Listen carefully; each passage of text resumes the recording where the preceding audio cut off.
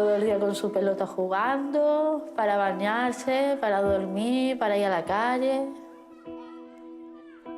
Era su amigo la pelota.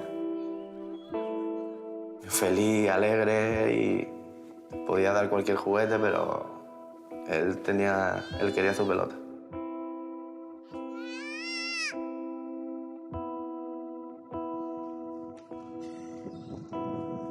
Arriba, Julen, venga, pon el pie.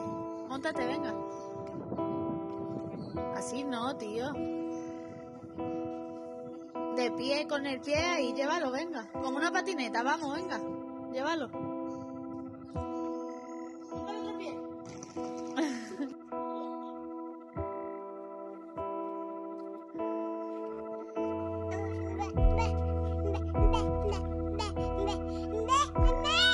Llámala, mami.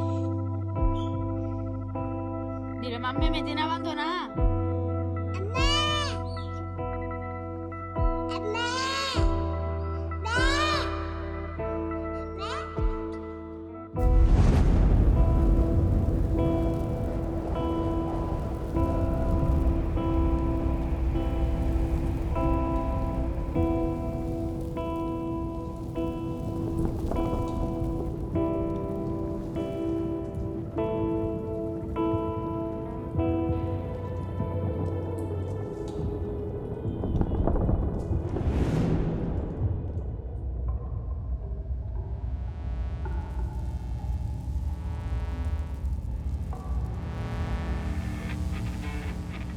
Se cumplen 9 días desde la caída del pequeño Julen a un pozo en Totalán. Desde entonces no han cesado las labores para intentar rescatar al niño. La extrema dureza del terreno ha provocado problemas técnicos en la perforadora. Esta pilotadora es una de las que alcanza mayor profundidad en España y trabaja con... El lunes por la noche todo el mundo estaba muy preocupado porque el objetivo no se alcanzaba.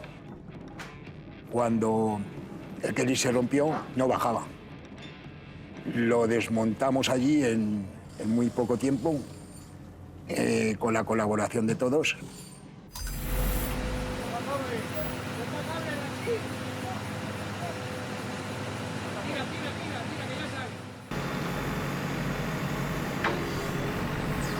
Pasaba el tiempo, se pensó incluso que, digo, tengo que pedir otro Kelly y se me van 2 días más. Esto es imposible, tengo que solucionarlo.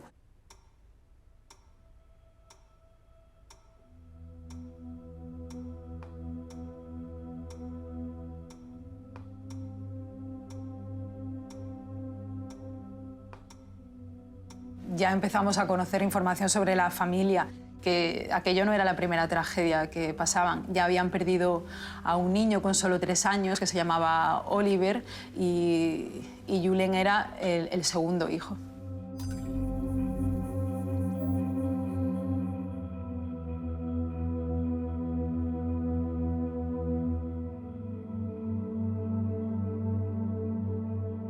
Pues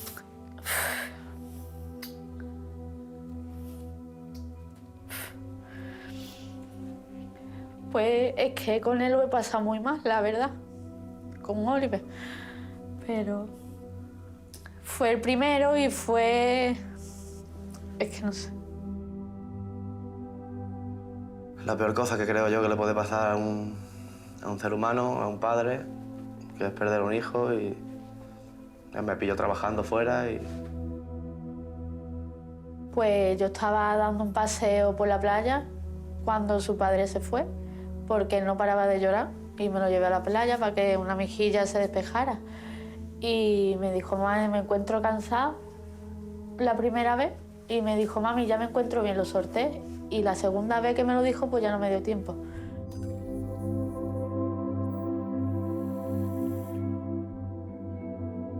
Yo muchas veces antes iba al cementerio, lo llevaba y cuando Julen empezó a andar, él se hacía el camino solo a ver a su hermano.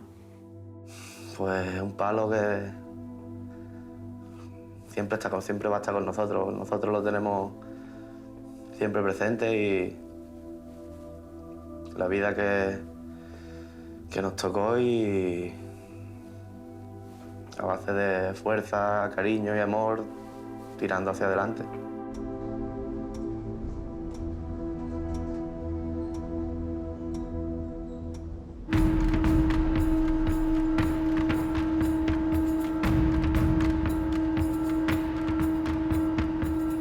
Conseguimos localizar el problema, que era una pletina que no permitía bajar entre camisa y camisa. Sacarle, soldarle otra vez, la pieza le hemos soldado y tal, y lo hemos metido otra vez y para adentro, a montar la máquina y para adentro.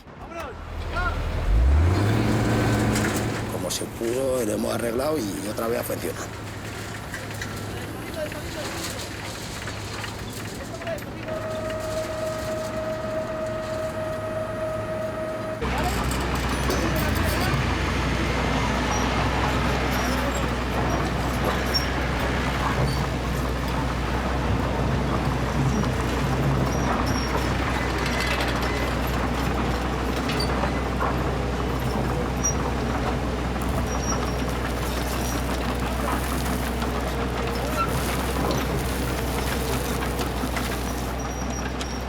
Se ha finalizado la ejecución de la galería vertical, con la profundidad que estimábamos y que deseábamos de 60 metros. Como todos ustedes saben, la perforación empezó el día 19 a las 13:30 y por lo tanto hemos empleado 55 horas en su finalización. Conseguimos alcanzar la longitud y ahí fue cuando todos nos pusimos contentos y así fue. Fue un momento especial, ¿no? Porque claro, cada vez estás más cerca del niño y allí contaban las horas, los minutos y los segundos, ¿no? Para nosotros fue como una victoria. No, ya está, ya cuando llegué al hotel, digo, ya está, el trabajo nuestro ya hasta aquí ya se acabó.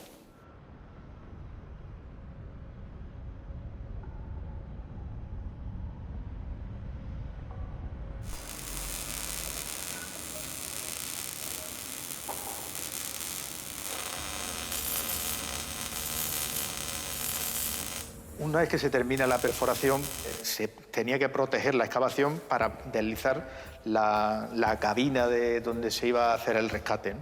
La cabina que se había diseñado.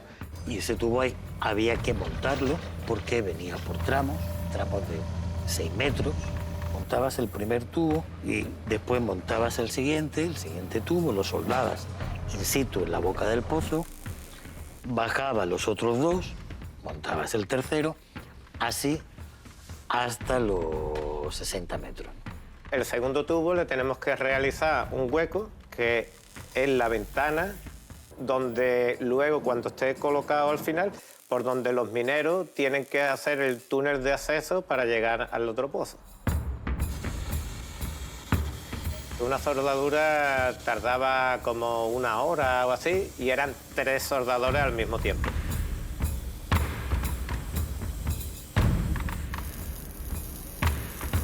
Donde estaba el pozo era una zona contra paredes y cuando estás soldando los rayos ultravioletas hacen más daño en los ojos.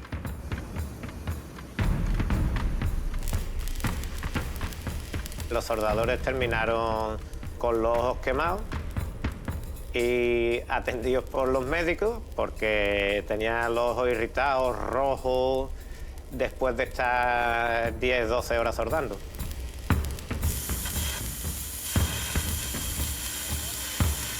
Desde el punto de vista de trabajo profesional, era la verdad que una situación de las más extrañas que yo había vivido hasta ese momento.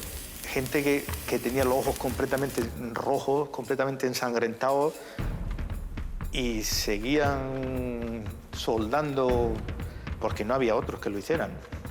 Trabajaban hasta caer exhaustos, hasta caer reventados. No tenían horario, entonces era realmente admirable, era una cosa extraordinaria. ¿qué tal? Buenas tardes. Las tareas han sufrido un nuevo retraso porque el encamisado del túnel vertical presenta nuevas dificultades, como ya adelantábamos aquí en Canal Sur esta mañana. Cristina Mena, la excavación manual de la galería por parte de los mineros no ha podido comenzar. Y no se sabe cuándo podrá hacerlo. Los tubos para el encamisado del túnel no sobrepasan la cota de 36 a 42 metros de profundidad. Ha habido que sacarlos. La solución, volver a rellenar de tierra fina ese túnel vertical para volver a perforarlo ahora con un mayor grosor. No se sabe cuánto tiempo va a llevar esta nueva operación, pero en el operativo no quiere que les afecte.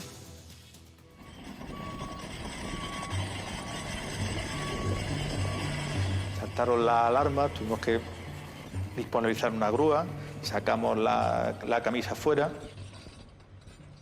hicimos una medición con un georradar, una perforación. Siempre la máquina sabemos que sufre una desviación, no bajas a plomo, sino que a partir de un determinado momento hay una pequeña curvatura.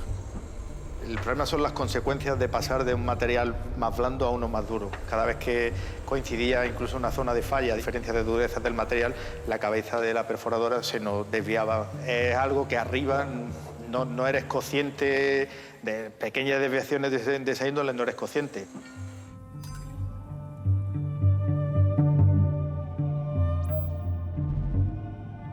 El problema por el que no entraba lo teníamos claro.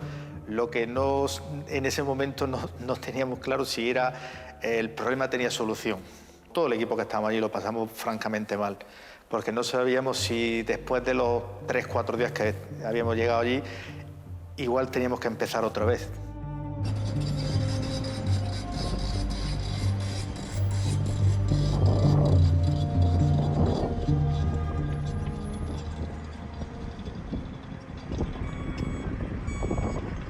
Pues que se ha tenido que parar la obra porque hay un desvío en la tuneladora.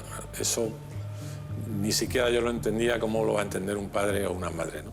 Que está esperando que saquemos a su hijo. Había un momento de que parecía de que no salía nada bien y no había un día que te dieran una información o una noticia buena. Siempre pasaba algo, siempre se rompía algo, siempre... No sé, era un infierno, siempre una cosa tras otra, una cosa tras otra. Parecía que nunca iba a terminar.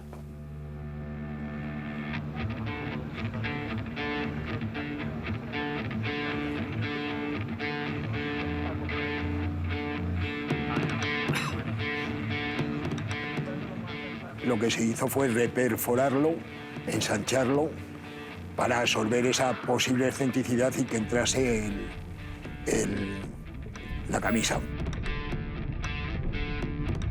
Nosotros teníamos georreferenciado tanto el pozo inicial donde cayó el niño como la perforación que hicimos nosotros paralela. Y si teníamos que orientar dentro de la perforación, teníamos que abrir una ventana por donde la brigada minera tenía que salir y hacer la perforación horizontal para llegar hasta el niño. Con toda la diferencia de cota, el modo con que se iban poniendo las camisas, cómo se iban soldando, que se van desplazando, se van girando, la probabilidad de que nos desviásemos tanto a la altura como a la orientación ideal era bastante alta. El caso es que al final te asaltan dudas. Te asaltan dudas y puede que que el tubo del niño está aquí y tú la ventana la hayas puesto diametralmente opuesta, con lo cual te pones a perforar y todavía estaríamos buscando al niño.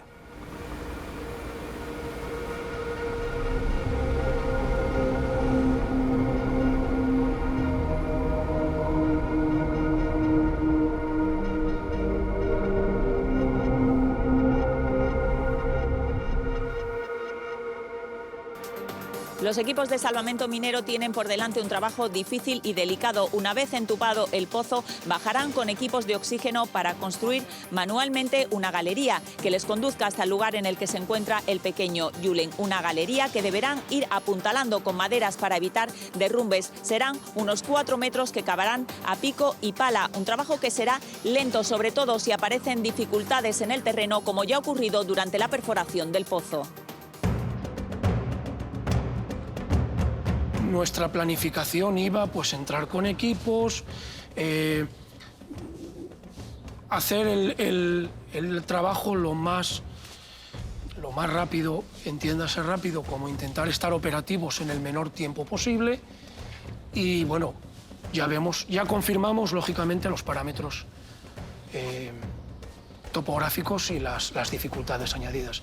Soy profesor de geodinámica interna en la Universidad de Huelva y en su momento pues me pidieron que echase una mano, si podía, en la montaña del Cerro de la Corona para el rescate de Julen. Yo conocí a Francis cuando llegó, porque alguien le llamó, el equipo este, que había un geólogo que tenía una tesis doctoral de este tipo de tierras o de esa tierra en concreto y que se lo sabía, era un erudito de este tipo de prospecciones y tal. Sí conozco la geología regional, porque allí hice mi tesis doctoral. Son las rocas conocidas como el complejo Maláguide. ¿Quién me iba a decir que 20 y tantos años antes lo que estaba haciendo era prepararme para poder asesorar en este caso? Cuando me llama Antonio Nieto para estar allí, no se podía decir que no. Tenía que ir. Y lo trajeron y le vi trabajando y me pareció una persona admirable. O sea, y para mí como un sabio, ¿no? Yo creí que estaba delante de, no sé, de Ramón y Cajal o alguien así, ¿no? Francis sirvió, vamos, con un grado de excelencia máximo, nos sirvió de guía del desfiladero. Estabas debajo de un talud, de 3 taludes con 2 bermas, creo entrever, en la zona en la que se excavó el pozo. Había una falla, había una zona de rotura del terreno. Si una ladera se te viene y hay un volumen importante de roca, lo que podía era sepultar completamente todo el campamento y todo el dispositivo en el entorno mismo del pozo que se había excavado. Y luego, a mayores, como había que mover la maquinaria, dije, no, bueno, a ver, la maquinaria no hace falta ni siquiera que se mueva. La excavadora más pesada se dejó delante del pozo, entre el pozo y el talud, por si había algún tipo de deslizamiento. Además se dejó con el cazo como parapeto, como primera zona de freno para cualquier piedra, cualquier derrumbe que pudiera venir. Para precisamente asegurarnos que durante todas las actuaciones que se estaban llevando a cabo, como era el punto más crítico, se pusieron una serie de testigos alrededor de los bloques. Buscamos yeso y unos porta de cristal finitos. Estos portas son muy sensibles, obviamente, es un cristal fino, frágil. Si se empezaba a resquebrajar, a resentir la montaña en cualquier momento, esto rompería, sería la primera señal. Y se colocaron, recuerdo que el último día que estuve allí, me acerqué a verlos, estaban intactos. Habían respondido, la montaña había respondido. Tenemos que recalcar que ponen en riesgo su vida y no decaen en el esfuerzo y el ánimo también de rescatar a Julen. Son personas con mucha formación, con mucha experiencia y con mucho ánimo. Es una brigada que nació en 1912 con más de un siglo de historia. Está formada por hombres y mujeres de extraordinaria capacidad. Son de formación variada, en este caso hay ingenieros técnicos, pero se nos dice que ahí abajo lo que importa es precisamente el ingenio, ser ingenioso y sobre todo se nos dice las miradas, conocerse bien, la mirada de complicidad en un momento de estrés, en un momento de tensión, saber exactamente lo que está haciendo uno y lo que se requiere del otro. Antes de entrar, dijeron una frase que quedará probablemente para la historia de este rescate. Ningún minero se queda en la mina y Julen es uno ahora de los nuestros. El papel de los mineros era como el papel de la esperanza, porque todo el mundo sabía que cuando llegara el turno de los mineros era que ya estábamos en la fase final, de que ya estábamos más cerca de Julen. Eran héroes, se estaban jugando la vida por hacer la última galería para llegar a Julen.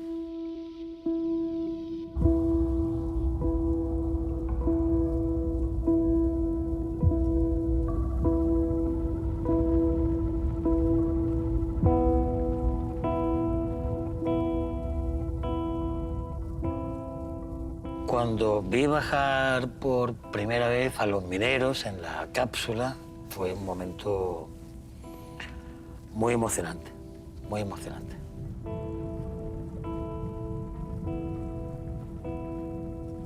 Ese olor a metálico, ¿no? Un olor así que nunca has percibido, ¿no? Y la sensación de ir, que no se enganche, que no se atasque, que no haya ningún problema. Pues bueno, es la primera vez que bajas, no sabes cómo va a ir. A mí los rescates que me marcan son cuando tengo que rescatar a niños. Tengo una hija que tiene la edad que él tendría ahora. Y bueno, pues te plantea muchas cosas, Según vamos bajando, fue la desagradable sorpresa, porque vimos que nos encontrábamos con una litología muy adversa. Pasan pocos minutos de las 5 de la tarde. Es el momento en el que los mineros entran por primera vez en el pozo a través de la cápsula. Trabajan por parejas en turnos de 30-40 minutos. Las condiciones a 70 metros de profundidad son extremas. Comienzan a excavar manualmente la galería horizontal, unos 4 metros hasta llegar al punto donde se cree que está Julen. Llevan un sistema de oxígeno de autoprotección por si se quedan aislados, el martillo rompedor, la barrena y la piqueta.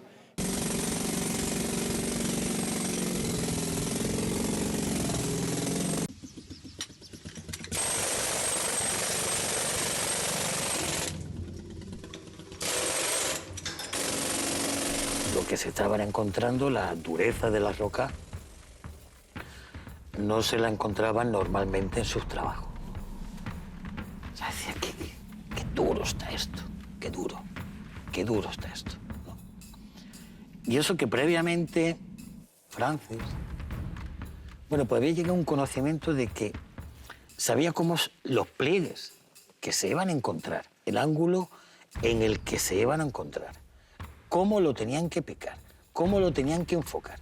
O sea, le hizo unos esquemas, una especie de coaching geólogo, con el cual ellos bajaron teniendo en la cabeza lo que se iban a encontrar. Y se lo encontraron. Monta una barriga. Es que era terrible, porque aquellos que pasaban la hora de una manera increíble y a lo mejor habían avanzado en esa galería horizontal, habían avanzado 20 centímetros. Y tú decías, bueno, esto como... Y lo que nos decía, me acuerdo de una frase que nos dijo un minero que se me quedó grabada, dice, si está dura para la máquina, imagínate para el brazo.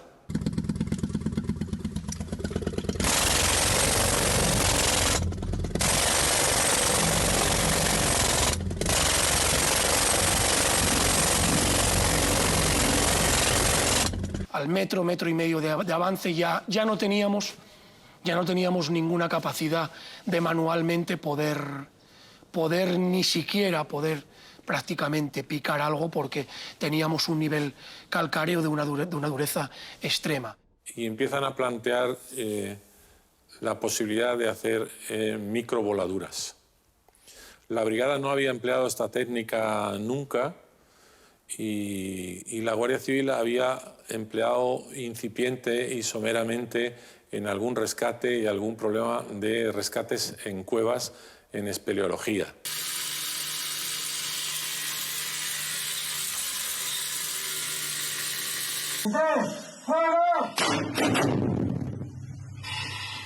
Le decías a los de microvoladuras, quiero que quites esto de aquí porque no me deja y esta parte. Entonces ellos pues tenemos un equipo muy bueno de microvoladuras y con buena precisión y quitaban esas partes, ¿vale? Para que, con cuidado, porque claro, te puedes pasar, que pegas allí y aquello se te viene abajo, entonces todo es muy poco a poco.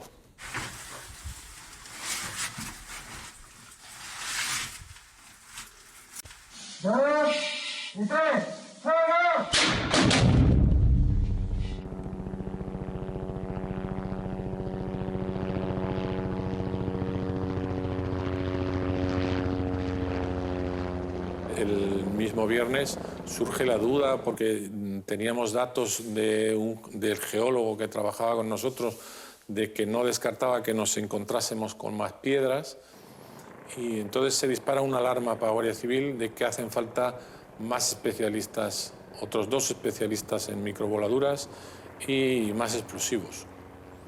Haciendo indagaciones conocemos de que existe un especialista en Mallorca y otro en Cantabria. Y efectivamente, poco antes de las 5 de la tarde estaban los 2 especialistas a pie del pozo. Se había movilizado un avión de la Guardia Civil, un avión de línea comercial y hasta 3 o 4 helicópteros de distintas unidades, ¿no?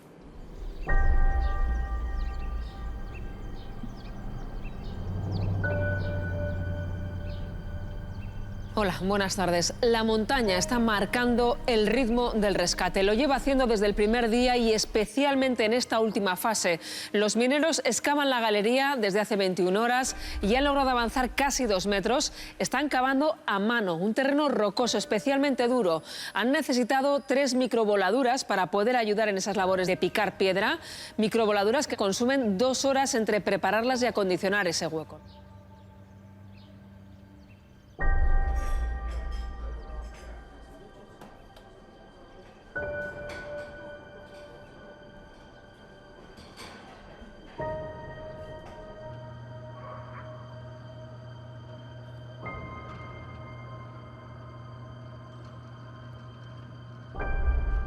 Manolo Bellido, ¿qué puedes aportarnos en directo de nuevo desde este punto donde te encuentras? Y aquí, justo aquí en este punto, hemos escuchado perfectamente la detonación, esa 4ª microvoladura.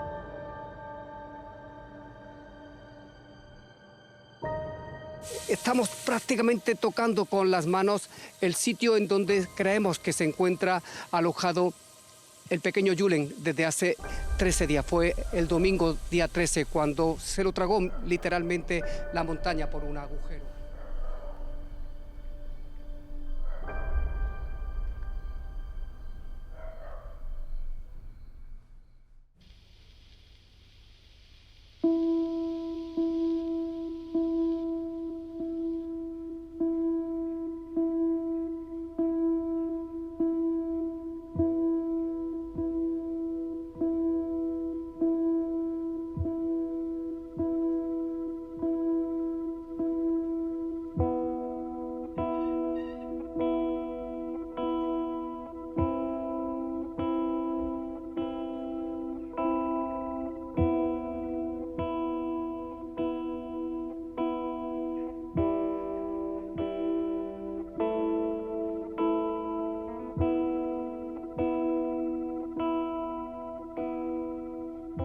Yo lo que quería es que terminaran rápido y de la forma que fuera la menos peligrosa y la más viable para sacar a mi hijo con vida, que era lo que intentaban siempre decirme a mí. Y ya te digo que nosotros lo veíamos muy difícil, pero pues siempre te queda eso y ¿por qué no? ¿Por qué siempre me van a tener que estar pasando cosas malas? Pero se rompía una cosa o te fallaba algo o se retrasaba. Es que la palabra es, no sé, si hay un infierno creo que no es peor que los 13 días que he pasado hoy.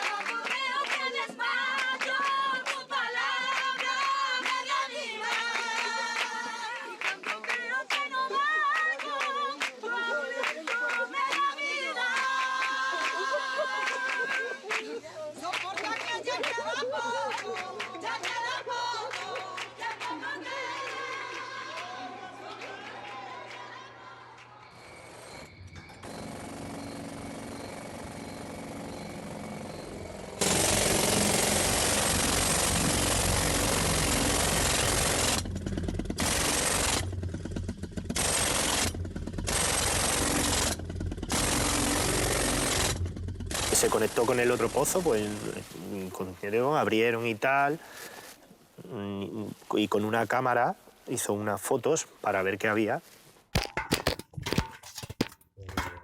Y bueno, pues ya está, se veía que estaba ahí.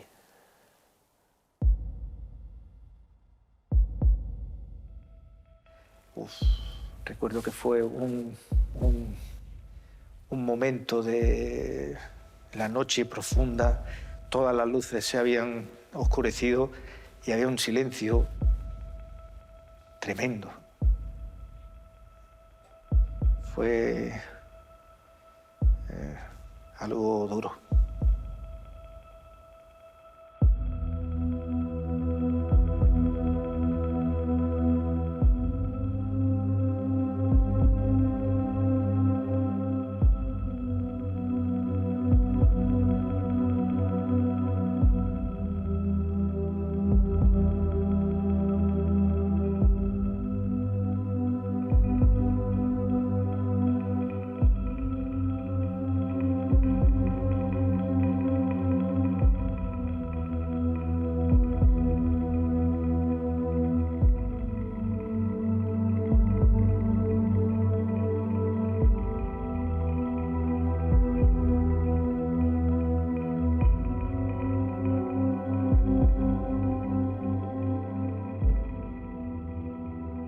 Nunca he visto tanta gente llorar, creo que en mi vida. Y menos tantos hombres llorar, que tampoco es muy usual.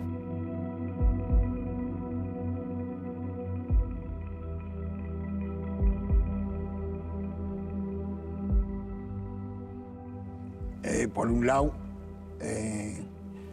lógicamente te sientes mal porque había poca esperanza de que el niño saliera con vida, pero eres humano, padre. Pero por otro lado, pues has conseguido sacarlo de ahí.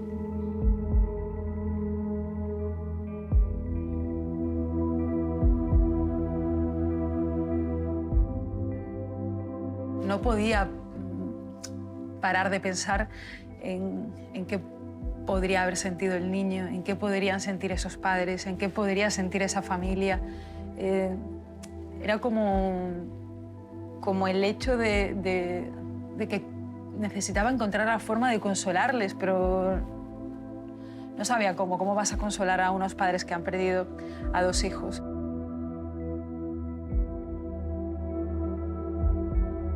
Pues dentro de todo el dolor, cuando te dan la noticia, como si me hubiera ido yo también. Pero ya te digo, por la manera en que fue y que pasó, como un poco de alivio por poder despedirme de él y estar con él y saber que ya no estaba ahí. La vida, yo qué sé. A mí me ha pegado un palo muy grande el primero y ahora el segundo. La verdad.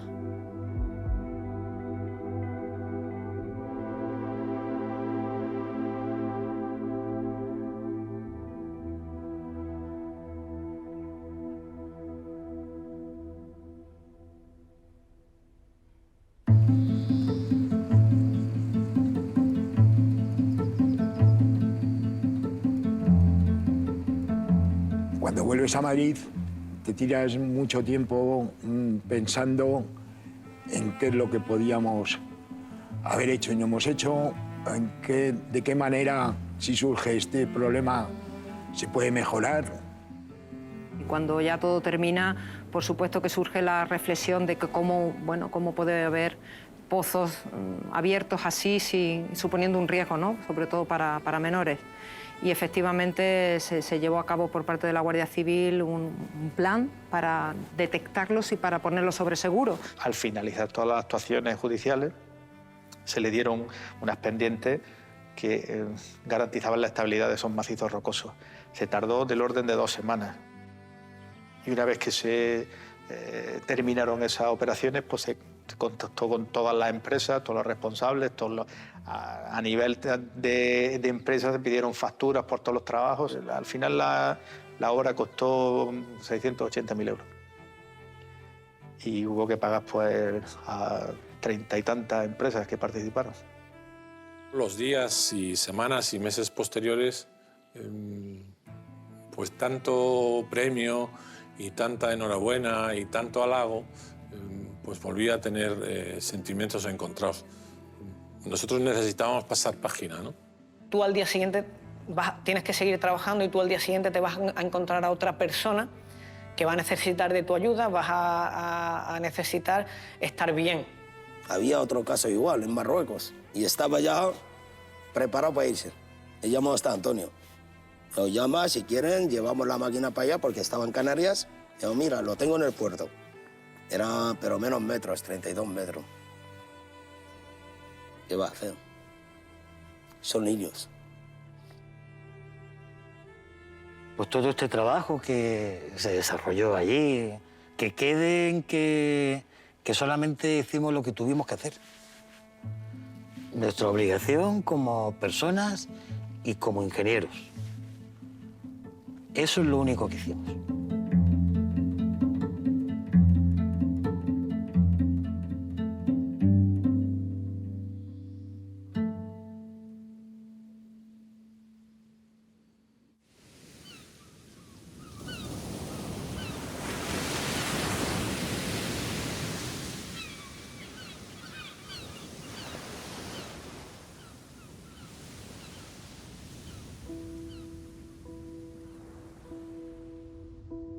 Julen no conoció prácticamente a su hermano. Y cuando veía un bebé decía que quería un hermanito y nosotros pues lo estábamos intentando.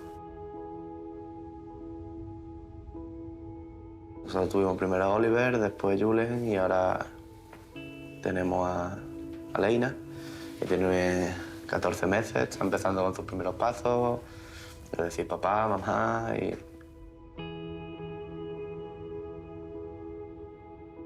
Estaría muy contentos los dos, la verdad. Ella, pues, para mí ahora mismo...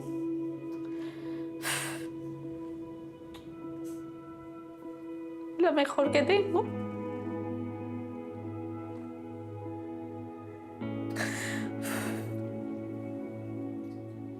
Porque estoy todo el día con ella. Y entonces, pues, me tengo que enfocar en ella. Si estoy mal, yo no puedo estar con ella. Entonces yo intento estar lo mejor posible para darle todo lo mejor que hay para ella.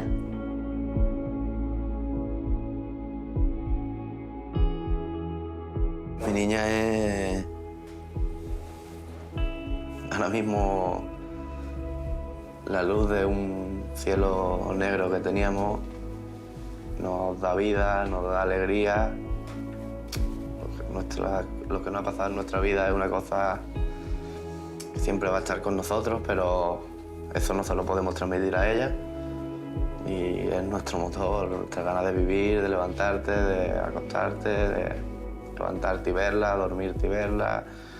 Ahora está empezando con sus primeros pasos y educarla, cuidarla y darle amor como hemos hecho con su hermano.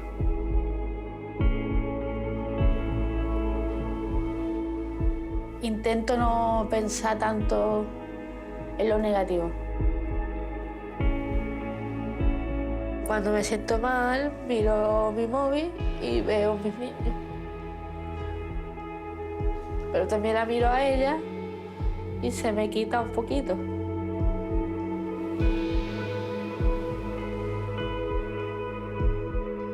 Cualquier cosa, un resfriado, si cualquier padre se pone nervioso, pues me pongo el triple, pero bueno, pienso que no. Ya la vida nos dio bastante y espero verla crecer, ser feliz con sus amigos, que disfrute de la vida, que crezca, educarla, darle amor y cariño todo lo que podamos.